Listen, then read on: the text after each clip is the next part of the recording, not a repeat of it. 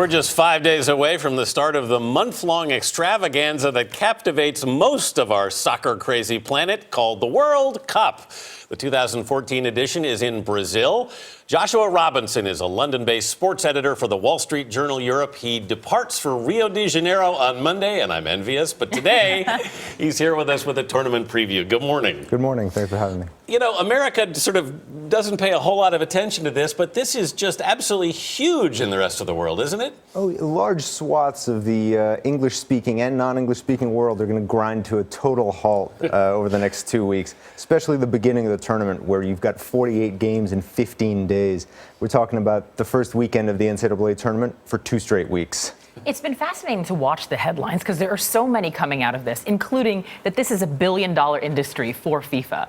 What exactly are the headlines you're seeing, especially in Brazil right now? Well, you've got a country that's actually very divided about hosting this tournament. The approval rating for the tournament keeps dropping. FIFA badly overreached and Brazil badly overreached. You only need 8 venues to host the World Cup, but Brazil, at the time it won the bid, the economy was doing well, said, look, we're a huge country, we're the home of soccer, we're going to build 12 stadiums.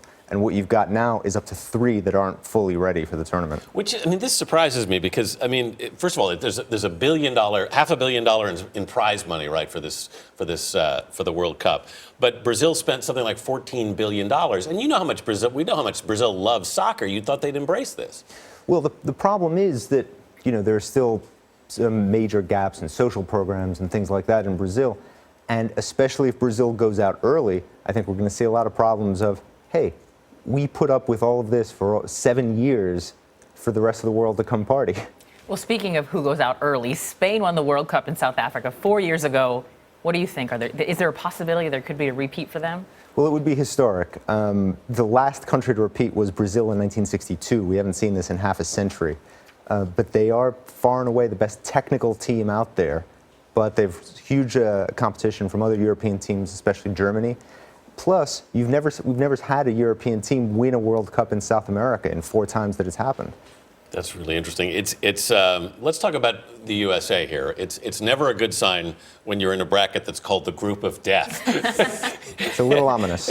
So it looks like an uphill battle for us. We're in with Germany, Portugal, and Ghana. I guess has ousted us the last couple of times. Yeah, 2006 and 2010, Ghana knocked out the U.S. And now happen to face Germany, one of the pre-tournament favorites, and Portugal, which has a guy you may have heard of named Cristiano Ronaldo. I have definitely heard of him. Very easy on the eyes. I want to ask you about the U.S.'s coach, though. He's a German coach. He is. Does that have any bearing in all of this? Well, I mean, he's a German hero. He won the World Cup as a player in 1990. But he's pretty Americanized. He's been in the U.S. for over 15 years. He even dropped the umlaut from his first name. I remember being in Russia at one time during the World Cup and in a restaurant where there were people from all over the world and everybody was focused on the television and there was, you know, just constant screaming and shouting. What's the scene we're going to expect, you know, in the next couple of weeks in Europe?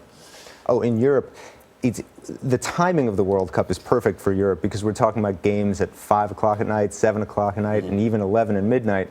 A lot of pubs in England had to request special permission to stay open later, past 12:30, so that they could show the games, have people partying, watching the games, and rooting for England.